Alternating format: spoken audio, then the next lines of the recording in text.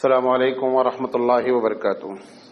الحمد للہ رب العالمین والعاقبۃ للمتقین والصلاۃ والسلام علی رسولہ الکریم۔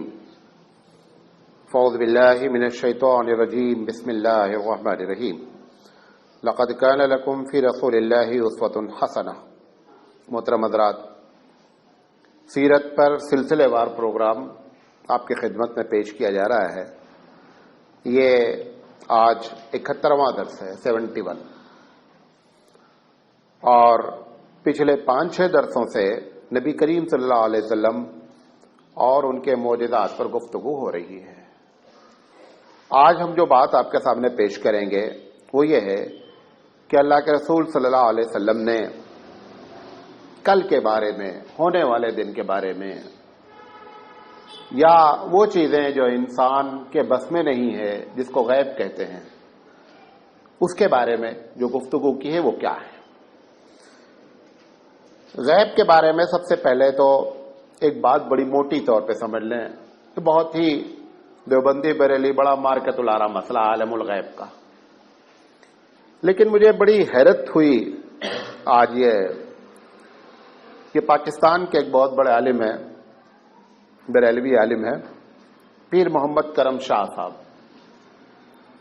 ان کی 2 بڑی مشہور کتابیں ہیں، ایک کا نام ہے ضیاء القرآن اور ایک کا نام ہے ضیاء النبی۔ میں نے جان بوجھ کر کے ان کی کتاب آج مطالعہ کیا کہ غیب کے بارے میں حقیقت میں دیوبندی اور بریلی میں کیا اختلاف ہے۔ نتیجہ یہ نکلا، جو ان کی کتاب ہے، جو انہوں نے عقیدہ لکھا ہے بریلویت کا، کوئی اختلاف ہی نہیں ہے، بے مطلب کی لڑائی ہے۔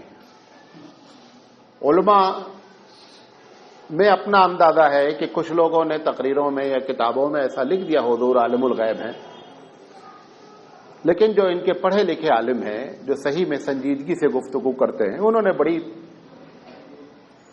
نکتے کی اور بڑی پتے کی بات لکھی۔ میں آپ کو ابھی اس کو انشاءاللہ نقل کرتا ہوں۔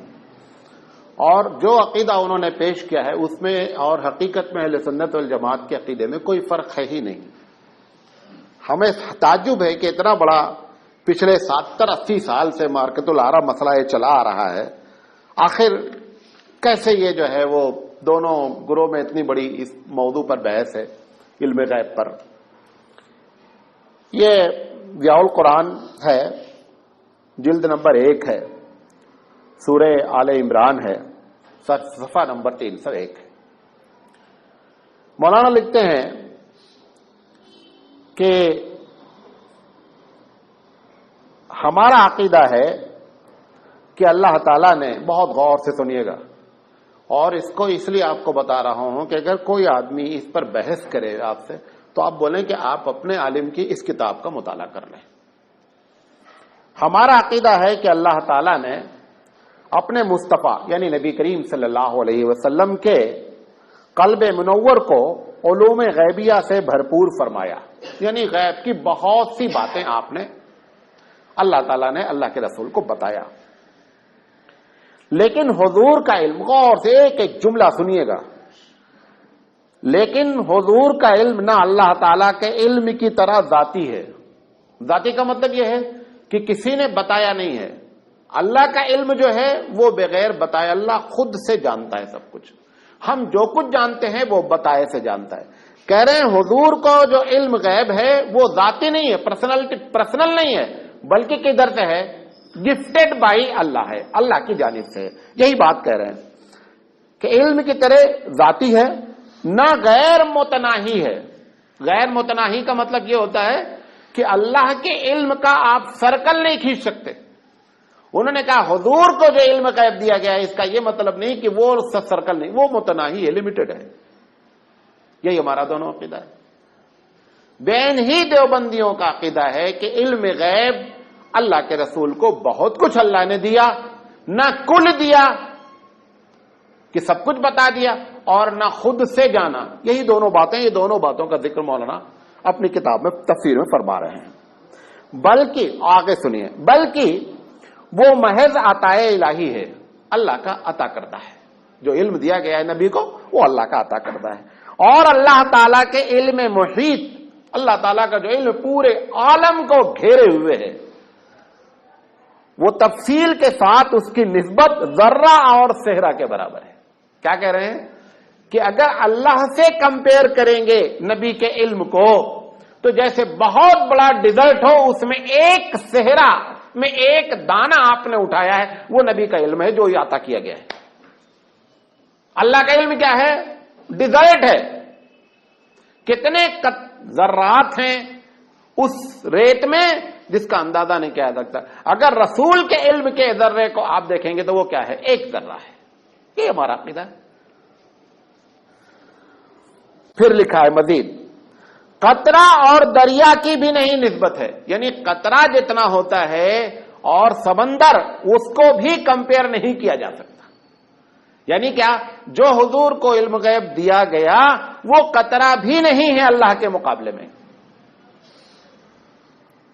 لیکن علوم خلائق دنیا کے علم کے مقابلے میں اللہ کے رسول سمندر ہے۔ ہم سرکل نہیں کیجیے، ہماری بہت بڑی نادانی ہوگی کہ ہم اللہ کے رسول کے علم کے لیے کسی لفظ کو استعمال کرے گا آپ اتنا جانتے ہیں۔ یہ ہماری بہت بڑی بدبختی ہے اگر ہم لوگ ایسی باتیں کریں۔ اللہ کے رسول کتنا جانتے ہیں اس کا کوئی اندازہ نہیں ہے۔ ہم لوگوں کے مقابلے میں وہ سمندر ہیں اور کوئی حقیقت میں لفظ بھی نہیں ہے جس کے ہم کمپیئر کر سکیں۔ لیکن جب اللہ کے مقابلے میں کیا جائے گا تو حضور خود فرماتے ہیں انت تقدر ولا اقدر، انت تعلم ولا عالم۔ اللہ تو قدرت رکھتا ہے، میں کوئی قدرت نہیں رکھتا۔ اللہ تو جانتا ہے، میں کچھ نہیں جانتا۔ حالانکہ حضور بھی بہت کچھ جانتے ہیں، لیکن جب کمپیئر کرتے ہیں کس سے؟ اللہ کی ذات سے، تو کہتے ہیں اللہ میں کچھ نہیں جانتا۔ یقینی بات ہے کہ اگر ایک ریگستان میں ایک ریت، وہ کیا کمپیئر کرے گی ریگستان سے؟ ایک قطرہ پانی سمندر سے کیا موازنہ کرے گا، کیا کمپیئر کرے گا کہ میری کیا حیثیت ہے؟ لہذا اس لحاظ سے اللہ کے رسول کہتے ہیں انت تعلم ولا عالم، اللہ تو جانتا ہے، میں کچھ نہیں جانتا ہوں۔ تو کہہ رہے ہیں اگر علوم خلائق یعنی دنیا کے لوگوں سے اگر کمپیئر حضور کا علم کیا جائے گا تو بحر ذخار ہے، بہت بڑا سمندر ہے نبی کریم صلی اللہ علیہ وسلم کا علم، جس کی گہرائی کو کوئی غواص گوتا لگانے والا اندازہ بھی نہیں کر سکتا کہ کتنا گہرا ہے۔ یہ ہے مولانا پیر کرم شاہ صاحب جلد نمبر 1 سورہ آل عمران کی تفسیر، صفحہ نمبر 301، اور یہ چھپا ہوا ہے پاکستان کا قرآن پبلیشر۔ تقریباً یہی بات انہوں نے جو ہے وہ اس دوسری جلد میں، جلد نمبر 2 میں کی ہے، تقریباً اسی سے ملتی جلتی بات ہے۔ کہیے دو بھی پڑھ دیتا ہوں تھوڑا سا اور آپ کو وضاحت ہو جائے۔ کہتے ہیں حضور پر نور امام الاولین والآخرین صلی اللہ علیہ وسلم کا علم مبارک خداوند کریم کے علم کی طرح قدیم نہیں ہے بلکہ حادث ہے۔ قدیم اور حادث یہ دو لاجک کے ورڈ ہیں۔ قدیم کا مطلب یہ ہوتا ہے کہ اتنا پرانا ہے جس کا ہم کو اندازہ ہی نہیں کب سے، آپ یہ کہہ لیجیے ہمیں معلوم ہی نہیں ہے۔ حادث کا مطلب یہ ہوتا ہے کہ ختم ہونے والا ہے۔ اللہ کا جو علم ہے وہ کیا ہے؟ نہ ختم ہونے والا اور بہت پرانا۔ لیکن حضور کا علم نہ قدیم ہے نہ حادث ہے، یعنی پہلے نہیں تھا، پہلے نہیں تھا۔ اللہ کے ساتھ ایسا نہیں، حضور کو پہلے نہیں تھا بعد میں ملا ہے، تو دونوں میں فرق ہو گیا۔ اللہ کا شروع سے ہے، وَالْأَوَّلُ وَالْآخِرُ وَالظَّاهِرُ وَالْبَاطِنُ، بعد میں اللہ تعالیٰ کے تعلیم کرنے سے حاصل ہوا، بعد میں جب اللہ نے بتایا تو حاصل ہوا۔ خداوند کریم کے علم کی طرح ذاتی نہیں بلکہ عطائی ہے۔ خدا کا جو علم ہے وہ خود سے ہے، ہم سب کا علم اللہ کی طرف سے کیا ہے؟ گفٹڈ ہے۔ حضور کو بھی جو علم دیا گیا وہ بھی کیا ہے؟ گفٹڈ ہے، یعنی اللہ تعالیٰ کے سکھانے سے حاصل ہوا۔ نیز یعنی اور حضور اکرم صلی اللہ علیہ وسلم کا علم خداوند کریم کے علم کی طرح غیر متناہی اور غیر محدود نہیں ہے۔ اللہ کا جیسے علم ہے، جو اللہ کی نالج ہے جو ان لمیٹڈ ہے، ویسے حضور کا علم نہیں ہے، بلکہ متناہی ہے، ختم ہونے والا ہے اور محدود ہے اور لمیٹڈ ہے۔ اللہ تعالیٰ کے علم محیط کے ساتھ हुजूर फख्र मौजूदात सल्लल्लाहु अलैहि वसल्लम के इल्म की निस्बत इतनी भी नहीं है जितनी पानी के एक कतरे को दुनिया भर के समंदर से, यानी कह रहे हैं अगर हुजूर का इल्म और अल्लाह का इल्म को नापा जाएगा तो समंदर को जिस तरीके से एक कतरे से कोई निस्बत नहीं है, यही मामला अल्लाह के इल्म का और अल्लाह के रसूल का। अगर ये बात है तो देवबंदी बरेली इस मसले में जो इख्तलाफ हो बेकार इख्तलाफ, हमारा भी ऐन ही यही अकीदा है। 3 जुमले में बात खत्म कर रहा हूं। हम अहले सुन्नत वल जमात और उसमें से देवबंदी हजरात, देवबंदी खुद अहले सुन्नत वल जमात है, ये अलग बात है कि हमको कभी अहले सुन्नत वल जमात बोलते ही नहीं, वो अपने ही को लेकिन आप देखें मैं मुस्तकिल बोलता रहता ना अहले सुन्नत वल जमात का अकीदा। अहले सुन्नत वल जमात का अकीदा यह है कि अल्लाह के रसूल को परवरदिगार आलम ने अपने रसूल को बहुत सी गैब की बातें बताई। नंबर 1 न कुल बताया, नंबर 2 न हुजूर ने खुद से जाना, बस। लेकिन कितना जाना? अगर सिराज जैसे पागल लोग बैठ करके सर्कल खींचे हुजूर इतना जानते हैं तो इनसे बड़ा कोई पागल नहीं। सर्कल खींचा नहीं जा सकता कि अल्लाह के रसूल के इल्म की कितनी लिमिट है, ये नहीं। लेकिन जब अल्लाह और रसूल से मुआवजा करेंगे तो बेन ही वही बात कि जिस तरीके से एक ड्रॉप पानी को समंदर में कोई मुकाबला नहीं है, ऐसे ही अल्लाह के इल्म को है और होना भी चाहिए। अल्लाह अल्लाह है, बंदा बंदा है, पैदा हुआ है, मां है, उसके बाप हैं, उसके दादा हैं, उसके परदादा हैं। हुजूर फरमाते हैं लोगों मेरे नस्ल मेरे शजरे को याद किया करो। क्यों याद रखो? ताकि ये कभी कंफ्यूज नहीं हो कि मैं खुदा हूं। ये मालूम होना चाहिए मेरी मां है, मेरे बाप हैं, मेरे दादा हैं, सब हैं, मेरे शजरे को याद किया करो। ये इसी वजह से बयान किया गया। बहरहाल कुरान मजीद की चंद आयतें मैं आपके सामने मजीद वजाहत के लिए नकल कर देता हूं। एक एक छोटी है तो कई बहुत सी आयतें हैं, उसमें से चंद आयतें।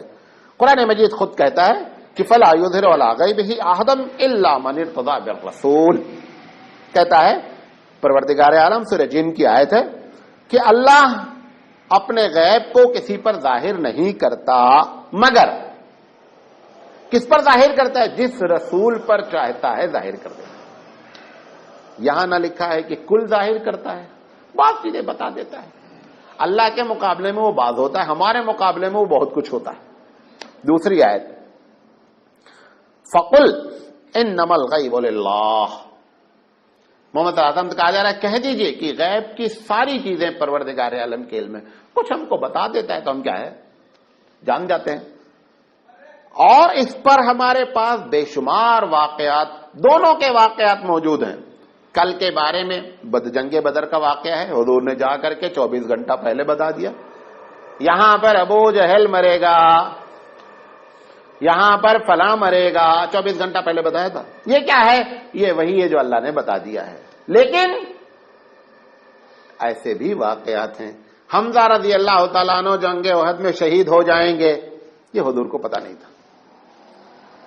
अल्लाह ने बता दिया तो जान गए, नहीं बताया तो जैसे आम आदमी होता है कि वो अपना प्रिकॉशन लेता है, सब कुछ करता है, लेकिन ये मालूम नहीं होता कि अगला मोमेंट क्या होने वाला है। भाई अल्लाह के रसूल के सामने से पत्थर आ रहा है, पत्थर जब चेहरे पर लगा होगा, अगर 4 इंच भी बंदा हट जाए तो पत्थर हट जाता ना? नहीं लगता। पत्थर आकर के अल्लाह के रसूल को लग गया, कितनी तकलीफ पहुंची। फरिश्ते तक लरस गए अल्लाह के रसूल के दांत के शहीद होने से और खून बहने से। सहाबा घबरा गए, अल्लाह के रसूल एक गड्ढे में गिर गए। ये सारी कैफियत बता रही है कि हम बता देते हैं तो जान जाते हैं, हम नहीं बताते हैं तो जैसे आम लोगों को तकलीफ पहुंच सकती है वैसे रसूल को भी तकलीफ पहुंच सकती है। कुरान मजीद कहता है यौम यजमउल्लाहु रुsul, जिस दिन अल्लाह तमाम रसूलों को जमा करेगा। फयक़ूलु माज़ा अजिबतुम, हाँ भाई बोलो अपने लोगों से तुम लोगों ने क्या बातें की। क़ालू ला इल्म लना इन्नका अंतल अल्लामुल ग़यूब, अल्लाह हमें कुछ नहीं बोले, हम कब बोले कि मैं आलिमुल ग़ैब हूं, आप ही सब कुछ हैं। अंत अल्लामुल ग़यूब, गैब की बातों को जानने वाले तो आप हैं। ईसा अलैहिस्सलाम से क्या कहेंगे अल्लाह कि अल्लाह कहेगा ईसा अलैहिस्सलाम से, ईसा तुमने कहा कि मेरी पूजा करो, मैं बेटा हूं अल्लाह का, عیسیٰ علیہ السلام کتنا پیارا جواب دیتے اللہ کو، اللہ میں اگر یہ بولا تو تم نہ معلوم نہ کہیں کو مجھ سے پوچھتے، آپ تو اللہ ہے، سب کچھ جانتے ہیں، اگر میں یہ بولا ہوں کہ میں اللہ کا بیٹا ہوں تو یہ نالج بھی تو آپ کی ہے، آپ ہم سے سوال کیوں کر رہے ہیں؟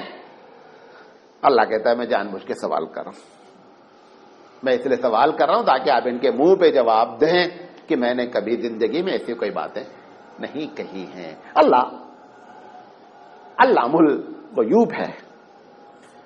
نبی کریم صلی اللہ علیہ وسلم سے کہلایا جا رہا ہے، کہہ دیجئے قل، اے محمد صلی اللہ علیہ وسلم، لا اقول لکم عندی خزائن اللہ، میرے پاس کوئی اللہ کا خزانہ نہیں ہے جو تم ڈیمانڈ کرتے رہتے ہو، یہ کر دو وہ کر دو ایسا کر دو، ہمارے پاس کچھ نہیں، جو دے دیا ہے وہ موجود ہے، نہیں دیا کچھ بھی نہیں ہمارے پاس۔ ولا عالم الغیب، کل کیا ہونے والا ہے ہمیں نہیں معلوم ہے، ہمیں کچھ بھی نہیں معلوم کہ کل کیا ہونے والا ہے۔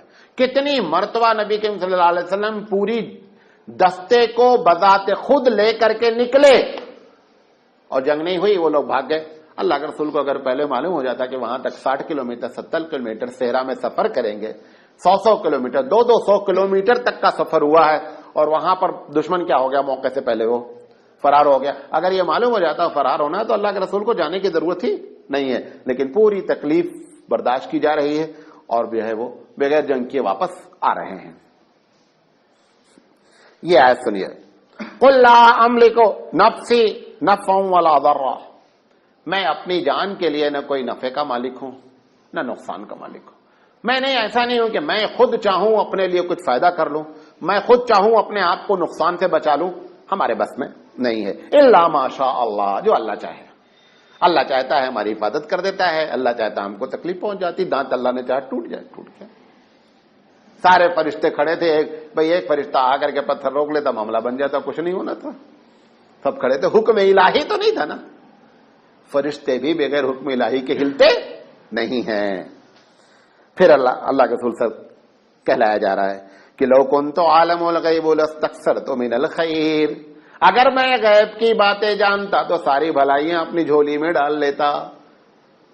بھائی آپ کو معلوم ہو جائے کل کیا ہونے والا ہے، کس چیز کا بزنس ہائی ہونے والا ہے، کون سا شیئر گرنے والا ہے، ارے تو خدا ہی بن جاؤ گے، معاملہ ہی بگڑا ہوا ہے کہ کل کیا ہونے والا ہے، اس لیے تو بندے ہیں، ورنہ تو ہم فوراً خدائی دعویٰ اسٹام کے ساتھ رجسٹرڈ کرا دیں۔ پروردگار عالم کل کے بارے میں نہیں بتاتا کسی کو، لو کنت عالم الغیب لاستکثرت من الخیر۔ پھر اللہ کے رسول سے کہلا رہا ہے وما مسنی السوء، اور ہم کو برائی کوئی پہنچتی ہی نہیں، ہم پہلے سے اپنی حفاظت کر لیتے، سارا معاملہ اپنا بیان کر لیتے۔ حضرت حمزہ رضی اللہ تعالیٰ عنہ کی شہادت کبھی زندگی میں، اچھا حضور کو اگر معلوم تھا ابو جہل کو اسلام کی دولت نہیں ملنی ہے تو کئی کو اللہ کے سامنے ہاتھ پھیلا رہے ہیں، اگر یہ بات معلوم ہے کہ اس کو دولت ملنی ہی نہیں ہے، یا ابو طالب کو آخری لمحے تک جا کر کان میں بول رہے ہیں چاچا میرے کان میں بول دو لا الہ الا اللہ محمد رسول اللہ، ہم اللہ کے ساتھ جا کر کے قیامت میں اللہ کے سامنے ہم آپ کی وکالت کر لیں گے، ہم آپ کے سامنے وکیل بن جائیں گے کہ اللہ ہمارے کان میں ہمارے چاچا نے بولا ہے۔ آخری جملہ کیا کہتے ہیں حضرت ابو طالب، میں اپنے باپ دادا کے دین پر مر رہا ہوں۔ کتنا حضور کو افسوس ہوا، آپ کو معلوم ہے؟ یعنی صرف ابو طالب نے لا الہ الا اللہ نہیں کہا ہے، ورنہ کوئی چیز ایسی نہیں ہے۔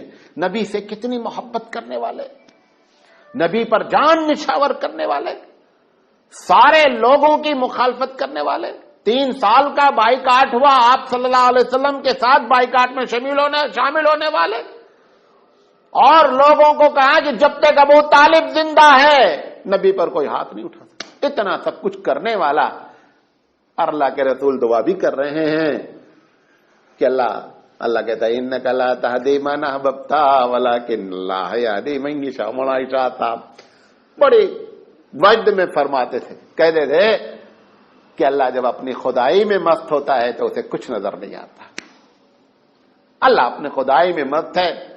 نبی کی 99.9% دعا کو قبول کر رہا ہے، لیکن چچا کے لیے ندا آ رہی ہے انک لا تہدی من احببت، اے محمد صلی اللہ علیہ وسلم جس کو تم چاہو ہدایت مل جائے، ناٹ نیسیسری، کوئی ضروری نہیں ہے، ولکن اللہ یہدی من یشاء، جس کو رب چاہتا ہے اس کو ہدایت ملتی ہے۔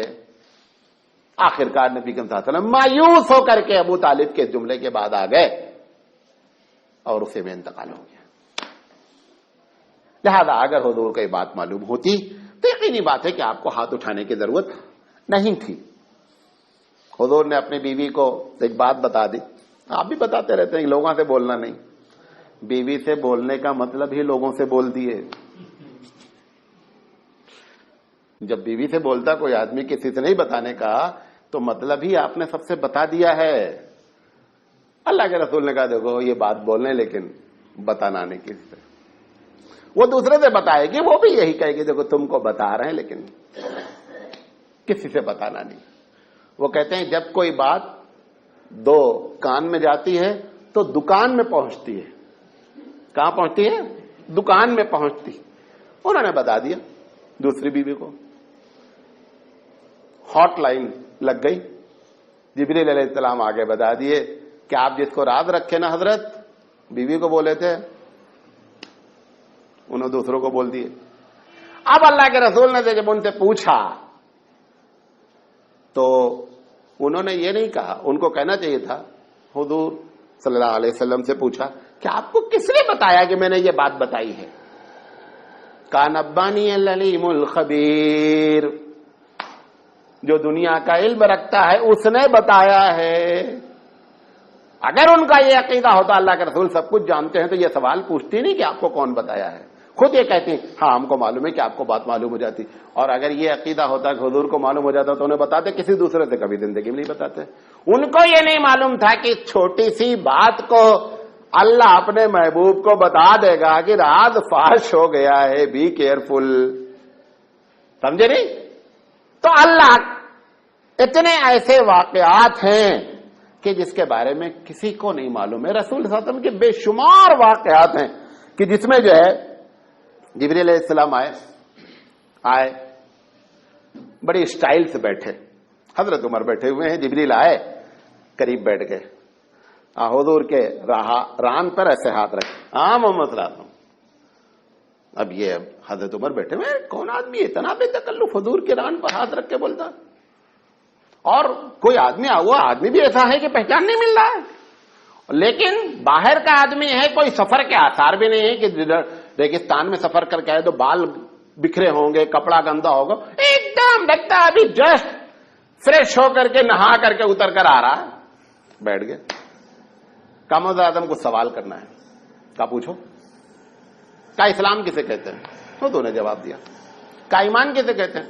جواب دیا. کا احسان کسے کہتے ہیں؟ جواب دیا. کہتے ہیں بتائیے کہ قیامت کب آئے گی؟ کوئی ڈیٹ بتا دو, 4 اکتوبر 2011, کوئی ٹائم بتاؤ. حضور فرما رہے ہیں اب دیکھو عالم الغیب اگر ہوتے تو کیا بولتے بھائی فلاں تاریخ کو قیامت آئے گی. حضور فرماتے مل مسئول عنہا بعلم من السائل. چھوٹا جھٹکے میں ترجمہ کر دیتا ہوں, جتنا تمہیں جانتے ہو اتنا ہمیں جانتے, نہ تمہیں جانتے نہ میں جانتا. نہیں سمجھے؟ جبریل سے کہہ رہے ہیں مل مسئول عنہا بعلم من السائل, پوچھنے والے سے زیادہ جس سے پوچھا جا رہا ہے وہ نہیں جانتا. مطلب کیا؟ جتنا تم جانتے ہو اتنا ہم جانتے ہیں, نہ تم جانتے ہو نہ ہم جانتے ہیں. خود اللہ کے رسول اقرار کر رہے ہیں کہ مجھے کچھ. پھر انہوں نے کہا اچھا کچھ قیامت کی نشانیاں بتا دو. جو اللہ نے بتایا تھا ایک ایک کر کے بتایا شروع کیا. وہ چلے گئے. حضرت عمر رضی اللہ تعالیٰ انہوں نے پوچھا لگا تو یہ کون بندہ تھا؟ بڑا وائٹ ایک دم زرق برق. کہا جبریل آئے تھے.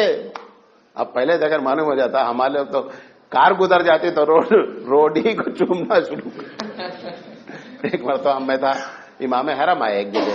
امام حرم کی گاڑی جب گزر گئی پہلے تو گاڑی کو چھونے کی پوری کوشش کی. وہ لوہا جو معلوم نہیں کہاں سے بنا ہوگا اس کو چوما چاٹا. ہندوستانی لوگ پر مٹی تک کو نہیں چھوڑتے, تو لوہا ہے اس کو بھی چوما چاٹا. وہ جب گزر گئی نا تو دیکھا کہ وہ جہاں سے گزری ہے ٹائر نا وہ مٹی اٹھا گا. اور ایک مرتبہ بمبئی میں دیکھا میں نے, وہ جو ان کا بوریوں کا ہے وہ گزر گیا, عورتیں بال سے جھاڑ رہی تھیں, ایسے سر سے وہ زمین کو جھاڑ رہی تھی جدھر سے گزرا ہوا تھا. تو یہ جبریل علیہ السلام بہرحال آئے, چلے گئے. اچھا وہ بتایا نہیں, ورنہ معلوم نہیں کیا ہوتا, کچھ نہیں ہوتا. اللہ کے رسول کی تربیت تھی صحابہ کی. اللہ کو اللہ جانتے تھے، رسول کو رسول جانتے تھے، فرشتے کو فرشتہ جانتے تھے. کوئی ذرہ برابر کی کوئی ایسی شرک اور بدعت کی نام کی کوئی چیز ہی نہیں تھی. سمجھے نہیں؟ بہرحال یہ وہ باتیں ہیں جو نبی کریم صلی اللہ علیہ وسلم نے بیان فرمائی ہیں. کچھ آپ کے سامنے آج میں عرض کرتا ہوں. یہ اتنی بات اس لیے بتا دیا کہ دیوبندی بریلوی بہت بڑا مسئلہ ہے، تو آپ کو یہ کتاب کا حوالہ دے کر کے اگر یہی عقیدہ ہے حقیقت میں تو دیوبندی اور بریلوی کے عقیدے میں کوئی فرق اس مسئلے میں نہیں ہے. اچھا، اب جو مستقبل کے بارے میں سوالات حضور صلی اللہ علیہ وسلم سے کیے گئے ہیں اس میں سے چند سوالات میں آپ کے سامنے نقل کرتا ہوں. عبداللہ بن سلام یہودی عالم تھے. اللہ کے رسول جب مدینہ آئے تو انہوں نے اسلام قبول کرنے کو ان کے دل میں تڑپ ہوئی، تو انہوں نے سوچا کہ لاؤ یہ نبی سچا ہے یا نہیں اس کا امتحان لینا چاہیے، کیونکہ یہ خود یہودی کیا تھے، عالم تھے اور توریت کے ماسٹر تھے. گئے اللہ کے رسول صلی اللہ علیہ وسلم کے پاس، کہا میں 3 سوال آپ سے کرنا چاہتا ہوں اور اگر سوال میرا جواب صحیح ہو گیا تو میں ایمان لے آؤں گا. حضور نے کہا پوچھو. جب حضور کے سامنے کوئی ایمان لانے کی بات کہتا تھا نا تو اللہ کے رسول کا دل اتنا بڑا ہو جاتا تھا. کیوں؟ کہ جہنم سے بچ جائے گا. اتنی تڑپ تھی آپ کو کہ ہماری طرح گوشت پوست رکھنے والا آگ میں نہ گرنے پائے. پوری زندگی اسی کی کوشش اللہ کے رسول صلی اللہ علیہ وسلم نے فرمائی. آپ نے فرمایا ایک حدیث میں صحیح حدیث ہے، آپ نے فرمایا میری مثال ایک ایسے آدمی کی ہے کہ جیسے کسی نے برسات میں اگر آپ آگ جلا دیں گاؤں میں تو کیڑے آ کر کے کیا ہے اس میں گرنے لگتے ہیں. اللہ کے رسول فرماتے ہیں کہ میں ان کو نکالنے والا ہوں، کیڑوں کو ایک ایک کو نکال رہا ہوں. مجھے انہیں معلوم نہیں ہے کہ یہ آگ ہے، ہم گریں گے اور جل جل کر خاک ہو جائیں گے. اسی طرح ہم لوگوں کو چاہتے ہیں کسی طرح یہ بتا دیں کہ یہ آگ ہے. اللہ کے رسول صلی اللہ علیہ وسلم نے فرمایا سوال کرو. پہلا سوال انہوں نے پوچھا کہ یہ بتائیے، بخاری کی روایت ہے، پوچھا یہ بتائیے اللہ کے رسول قیامت کی علامت کیا ہے جو آخری جو سب کے نزدیک ہے. حضور اکرم صلی اللہ علیہ وسلم نے فرمایا کہ مشرق سے ایک آگ اٹھے گی جو مغرب تک جائے گی. کہا سچ کہا آپ نے. یہ تو عالم تھے ہی پہلے سے. کہا سچ فرمایا. کہا دوسرا سوال آپ نے فرمایا کہ یہ بتائیے اللہ کے رسول جنت میں سب سے پہلی غذا لوگوں کو کیا دی جائے گی. آپ نے فرمایا مچھلی کا جگر دیا جائے گا. بعض روایتوں میں مچھلی آتی ہے. انہوں نے کہا سچ کہا آپ نے. تیسرا سوال کہا یہ جواب تو نبی کے علاوہ کوئی جان ہی نہیں سکتا ہے کیونکہ بایو اس وقت وجود ہی میں نہیں تھا. یہ بایو کا سوال پوچھا کہ کبھی بچہ جو ہے وہ پیدا ہوتا ہے، لڑکا ہوتا ہے، کبھی جو ہے وہ لڑکی ہوتی ہے، لیکن لڑکا لڑکی تو ہو لیکن وہ کبھی لڑکا امی کے شکل میں جاتا، کبھی ابا کے شکل میں جاتا. یہ کیا چکر ہے ایک ہی پہ جانے کا؟ حضور اکرم صلی اللہ علیہ وسلم نے فرمایا کہ مادہ منویہ میں جس کی مادہ منویہ سبقت کر جاتی ہے اس کی مشابہت بچہ اختیار کر جاتا ہے. عبداللہ بن سلیم نے کہا السلام نے کہا اشہد ان لا الہ الا اللہ واشہد ان محمدا عبدہ ورسولہ. ایمان کا وقت آ گیا. یہ اللہ کے رسول سے پوچھا گیا، اللہ کے رسول صلی اللہ علیہ وسلم نے اس کا جواب دیا. دوسرا ایک سوال یہ بھی یہودی نے کیا، وہ بھی یہودی نے کیا. کہا اللہ کے رسول یہ بتایا قیامت میں اللہ تعالیٰ کہتا ہے کہ زمین ختم ہو جائے گی، آسمان ختم ہو جائے گا، تو لوگ کہاں رہیں گے؟ نہیں سمجھے؟ زمین بھی ختم، آسمان بھی ختم، تو اس موقع پر یہ جو ٹائم ہوگا اس ٹائم پر لوگ کہاں پر ہوں گے، کس جگہ پر ہوں گے؟ اللہ کے رسول صلی اللہ علیہ وسلم نے فرمایا کہ ایک پل ہوگا اور اس پل کے نیچے لوگ ہوں گے جو نہایت تاریک ہوگا. اس نے کہا کہ آپ نے ایک دم یہ بھی یہودی تھا اور جانتا تھا. آپ نے کہا سچ فرمایا. دوسرا سوال اس نے کہا اچھا رسول اللہ رسول یہ بتائیے کہ جنت میں سب سے پہلے کون انٹر ہوگا؟ آپ بتاؤ کون انٹر ہوتا؟ کون انٹر ہوگا؟ کوئی بھی نہیں بتا سکتا. آپ لوگ کو معلوم ہے اللہ کے رسول انٹر ہوں گے؟ نہیں. نبی کریم صلی اللہ علیہ وسلم نے فرمایا غور سے سنیے گا آپ نے فرمایا سب سے پہلے جنت میں انٹری اس کی ماری جائے گی، وہ داخل ہوگا جو غریب آدمی اللہ کے راستے میں گھر بار چھوڑ دیا ہے اور اس کا کوئی گھر بار نہیں رہا، لوگوں نے اس کے ساتھ ایسا برتاؤ کیا کہ اپنے گھر ہی نہیں آنے دیا، آپ نے فرمایا اس کو سب سے پہلے جنت میں گھر الاٹ کیا جائے گا۔ اور یہ روایت بھی مسلم شریف کی ہے۔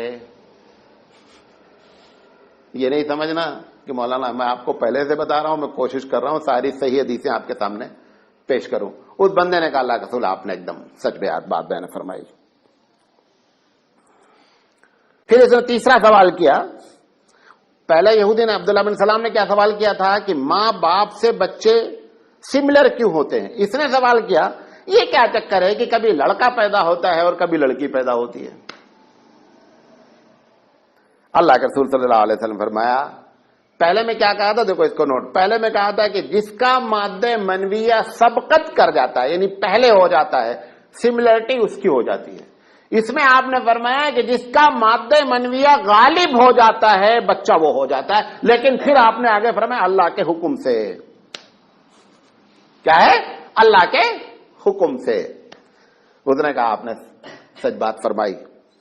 اللہ کے رسول صلی اللہ علیہ وسلم کہتے ہیں کہ یہ تینوں سوال اس نے کیا تھا، مجھے معلوم نہیں تھا اس کا جواب۔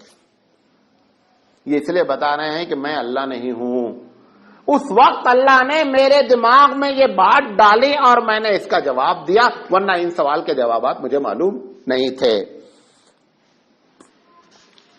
ایک اور سنیے، یہ بھی یہودی، یہ سارے ہم نے اہل کتاب کا اکٹھا کیا ہے، یہودیوں کا۔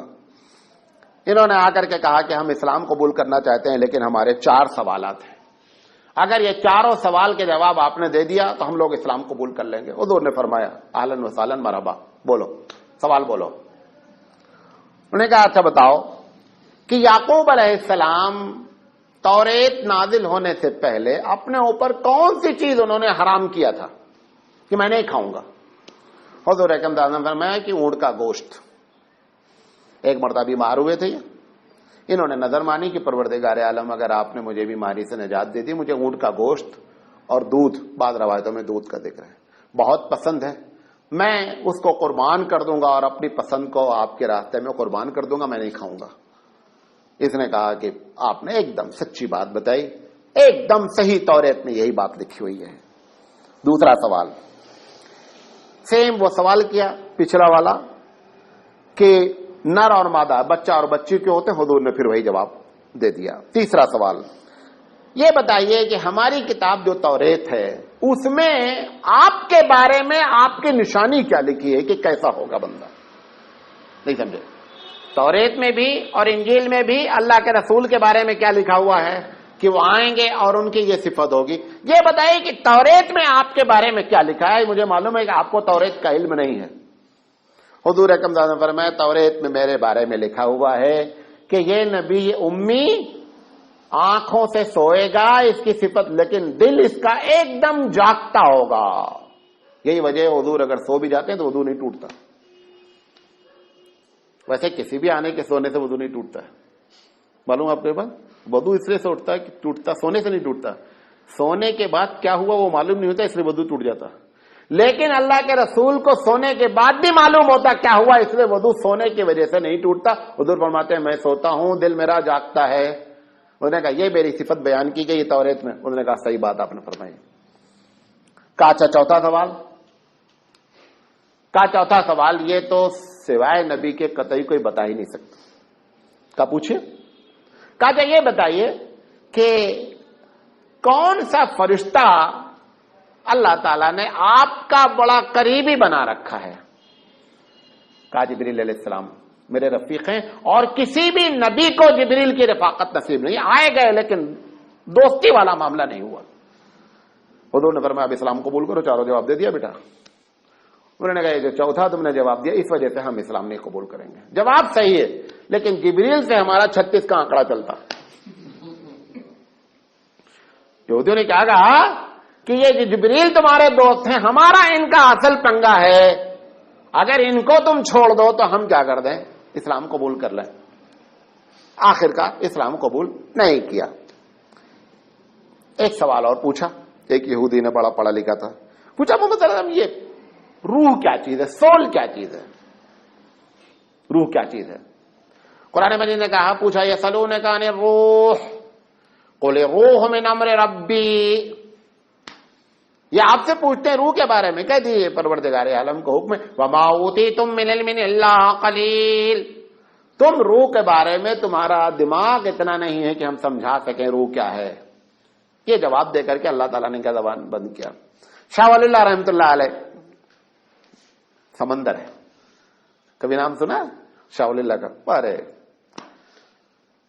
دریا علم کا، ہندوستان کے جتنے علماء ہیں آج جو موجود ہیں، سب کی سند کہیں نہ کہیں سے جا کے شاہ صاحب سے ٹکراتی ہے۔ بڑا اللہ نے نوازا، شاہ صاحب نے ایک کتاب لکھی، اس کا نام ہے حجت اللہ البالغہ۔ اس کتاب کا ٹاپک ہے یہ کیوں، کوئی کام یہ کیوں، نماز میں 2 سجدے کیوں، بہن سے شادی نہیں کرنا کیوں، ریا خارج ہونے سے وضو ٹوٹ جانا کیوں، ڈکان آنے سے وضو نہیں ٹوٹنا کیوں، روح کسے کہتے ہیں۔ عجیب و غریب کتاب ہے۔ پہلے جب لکھنے بیٹھے نا تو ان کے جو ساتھ والے لوگ جو وقت کے علماء تھے ان سے بولے کہ میں اس ٹاپک پر میرا اندر سے ہو رہا ہے کہ لکھنے کا۔ انہوں نے کہا دیکھو شاہ صاحب کون بھی لکھا نہیں اب تک، چپکے کئی کو وقت برباد کرتے ہیں، خاموش ہو گئے بیچارے۔ پھر کچھ دن کے بعد اب وہ علم تھا ابل رہا تھا اندر سے، پھر لوگوں نے مخالفت کی۔ کہتے ہیں میں بیٹھا ہوا تھا ٹیک لگائے ہوئے، آنکھ بند تھی، نہ میں سو رہا تھا نہ جگ رہا تھا، نیند جس کو آپ غنودگی کہتے ہیں۔ کہا میں نے دیکھا کہ حضرت حسین رضی اللہ تعالیٰ عنہ آئے ہوئے ہیں، نیند کی حالت میں، خواب ہے۔ کہا حضرت حسین آئے ہوئے ہیں اور قلم ہے ہاتھ میں، اور کہا ہے کہ جاؤ میرے نانا نے دیا ہے قلم کہ شاہ صاحب کو دے دو اور جا کے کہہ دینا جو لکھنا چاہتا ہے لکھے، جو لکھنا چاہتا ہے لکھے۔ شاہ صاحب کہتے ہیں میں تو سو ہی نہیں رہا تھا، حالت آدھی جاگنے۔ شاہ صاحب اسی وقت وضو کیے بیٹھ گئے، لکھتے ہیں کیا؟ اب دیکھیے، کہتے ہیں میں شیر پر بیٹھنے جا رہا ہوں، میں شیر پر بیٹھنے جا رہا ہوں، ہے کسی کی ہمت جو پیچھے بیٹھ جائے ہمارے؟ یعنی اتنا زبردست ٹاپک پر بات کرنے جا رہا ہوں، ہے کسی کی ہمت جو پیچھے بیٹھ جائے؟ آگے بیٹھنے کی بات نہیں ہے، ردیف بن جائے میرا، پیچھے بیٹھ جائے۔ وہ شاہ صاحب نے اس ٹاپک پر گفتگو کی، کس پر؟ روح پر۔ تو لوگوں نے ان سے کہا کہ اللہ تعالیٰ نے کہا ہے کہ تم کو علم ہی نہیں دیا گیا ہے، تم کیوں اس ٹاپک پر لکھ رہے ہو؟ وما اوتیتم من علم الا قلیل، قرآن کہتا ہے کہ تم کو علم ہی نہیں دیا گیا روح کے بارے میں۔ شاہ صاحب ایسے چٹکی بجاتے جواب دیتے ہیں۔ شاہ صاحب کہتے ہیں اللہ نے یہودی سے کہا ہے ہم امت محمدی ہیں، ہم سے نہیں کہا ہے کہ تم کو علم نہیں دیا گیا ہے۔ وہ یہودیوں سے کہا گیا ہے جب انہوں نے سوال کیا روح کسے کہتے ہیں، یسألونک عن الروح، آپ سے سوال کرتے ہیں روح کے بارے میں، کون؟ یہودی۔ ان کو جواب دیا گیا وما اوتیتم من علم الا قلیل، تمہارے دماغ میں اتنی طاقت نہیں کہ اس بات کو سمجھ سکو۔ یہ یہودیوں سے خطاب ہے، امتی محمدی سے خطاب نہیں ہے۔ میں اس کو لکھوں گا کہ روح کسے کہتے ہیں۔ بات سمجھے؟ وہ شاہ صاحب ہیں۔ لیکن افسوس یہ ہے کہ وہ کتاب عوام سمجھ نہیں سکتی۔ کتاب کا ترجمہ بہت لوگوں نے ٹرائی مارا، ابھی اس کی تشریح آئی ہے، 7 جلدوں میں آئی ہے، 5 جلدوں میں آئی ہے۔ موقع لگے ہمارے لائبریری میں ہے، پڑھنے کی کوشش کیجئے۔ لیکن جو سمجھ میں آ جائے گا نا تو کودوں گے ایسے جیسے گلوکوز چڑھ جائے کسی کو۔ اتنی خوشی ہوتی ہے اس کو پڑھنے کے بعد کہ جو چیزیں سے بیان کی جاتی ہیں ایسا لگتا ہے کہ آدمی کے اندر انرجی آ گئی۔ ابو حنیفہ رحمۃ اللہ علیہ اپنے بارے میں کہتے ہیں، امام اعظم کہتے ہیں کہ جب ہم مسائل پر گفتگو کرتے ہیں اور جب مسئلہ ہم کو سمجھ میں آتا ہے تو ہم کو اتنی خوشی ہوتی ہے کہ اگر بادشاہ وقت کو معلوم ہو جائے تو ہم سے جنگ کرنے لگے کہ ہم اتنا کروڑوں لیے بیٹھے اتنی خوش نہیں، یہ اسی میں مار مست ہو رہا ہے کہ ہماری ان سے وار ہو جائے۔ یہ تو اللہ کا فضل ہے کہ ہمارے اس علم کی خوشی کو وہ محسوس نہیں کر پاتے، اس لیے ہم بچے ہوئے ہیں جنگ سے، ورنہ ہمارے اوپر چڑھائی ہو جائے۔ علم جب آ جاتا ہے، ابھی ایک باپ کو ایک دن ٹیلی فون آیا، ہم ایسے جواب آ جاتا ہے، اللہ تعالیٰ ڈال دیتا ہے، ورنہ بندوں میں کیا ہے، کچھ نہیں ہے۔ میں نے یہی تقریر میں کسی دن کہا تھا کہ ہمارے رسول اکرم صلی اللہ علیہ وسلم سے اچھائی مس نہیں ہوئی ہے. آپ کو یاد ہے یہ جملہ؟ ایک صاحب نے, اسی محفل کا ایک صاحب نے ایس ایم ایس کیا کہ مولانا میرے گھر میں یہ بات ہوئی تو ہماری بہن نے یہ بات کہی کہ اللہ کے رسول نے کبھی اذان نہیں دی, حالانکہ اچھائی ہے تو اذان دینا چاہیے, تو مس تو ہو گئی اچھائی. میں ایک پکنک پہ تھا, جب آیا ایس ایم ایس میں نے پڑھا, ایک سیکنڈ میں اللہ نے جواب بھیج دیا. ہم نے فوراً ایس ایم ایس کا جواب دیا. ہم نے کہا کوئی اللہ کے رسول سے اچھائی مس نہیں ہوئی ہے, کرنا اور کہنا دونوں اچھائی میں شامل ہے. اذان کا کہلایا یہ بھی اچھائی مس نہیں ہوئی, حضور کی سنت دونوں کہلاتی ہے, کرنے کو بھی اور کہنے کو بھی کہلاتی. جب ایسے سوال آ جاتے ہیں آپ یقین نہیں کریں گے نا, بھوک اڑ جاتی ہے, اتنی خوشی ہوتی ہے. بھوک لگی رہے تو بھوک اڑ جاتی ہے, اتنی خوشی ہوتی ہے. یہ رب کی جانب سے ہوتا ہے, ورنہ ایسے کبھی کبھی 3 دن تک نیند نہیں آتی, سوال ایسے ٹکراتے رہتے ہیں کہ کیا جواب دیا جائے. بہرحال شاہ صاحب نے اس کے بارے میں لکھا, کبھی موقع لگے تو پڑھ لیجئے گا. حقیقت یہ ہے کہ میں آپ کو سمجھا نہیں سکتا جو شاہ صاحب نے لکھا ہے, اس لیے آپ کو بتا رہا ہوں, پڑھ لیجئے گا. 1.5 پیج کی بحث ہے. میں نے طالب علم کے زمانے میں 100 مرتبہ پڑھا تھا اس کو. اس 1.5 پیج کو سمجھنے کے لیے 100 مرتبہ پڑھا تھا, کیونکہ اس کو امتحان میں آنا ہی آنا رہتا تھا. کیا لکھا وہ یاد کر کے لکھ دیے گئے, لیکن کیا ہے وہ آج بھی سمجھ میں نہیں آتی ہے. بہرحال اللہ تعالیٰ ان کو جزائے خیر عطا فرمائے. ایک سوال اور نقل کر دیں, وہ بھی یہودی کا, تاکہ یہ بحث پوری ہو جائے. یہودی نے آ کر کے اللہ کے رسول صلی اللہ علیہ وسلم سے سوال کیا کہ اچھا یہ بتائیے, یہ توریت میں جو ہے وہ 9 کمانڈمنٹس کہلاتے ہیں, اللہ نے کمانڈ دیے تھے موسیٰ علیہ السلام کو. تو انہوں نے پوچھا آ کر کے یہودیوں نے کہ اگر آپ اللہ کے رسول ہیں تو بتاؤ کہ وہ حکم کیا دیے تھے اللہ نے 9. اگر آپ اللہ کے رسول ہیں تو آپ گنا دیجئے. حضور نے فرمایا گنتی کرو, گنو ایک ایک. حضور نے کہا سب سے پہلا کیا تھا شرک نہیں کرنا, نمبر 1. نمبر 2 کہا تھا زنا نہیں کرنا, نمبر 3 ناحق کسی کا قتل نہیں کرنا, نمبر 4 چوری نہیں کرنا, نمبر 5 جادو نہیں کرنا, نمبر 6 چغلی نہیں کرنا, نمبر 7 سود نہیں کھانا, نمبر 8 پاک دامن عورتوں پر بہتان نہیں لگانا, اور نمبر 9 میدان جنگ سے کبھی فرار نہیں کرنا. یہ 9 کمانڈمنٹ تھے جو آپ کو دیے گئے تھے. جب اس سے حضور نے فرمایا کہ تم نے کہا تھا ہم اسلام قبول کر لیں گے, اب اسلام قبول کرو, تو اس نے کہا کہ آپ نے جتنی باتیں بتائیں بخدا سب سچ ہیں, لیکن اگر ہم مان لیں آپ کی بات نہ تو ہم کو یہودی قتل کر دیں گے, اس لیے ہم اسلام قبول نہیں کرتے. بہرحال جس کی قسمت میں ہوتا ہے اس کو اسلام ملتا ہے. وآخر دعوانا ان الحمدللہ رب العالمین. سبحان اللہ وبحمدہ, سبحانک اللہم وبحمدک, اشہد ان لا الہ الا انت, استغفرک واتوب الیک.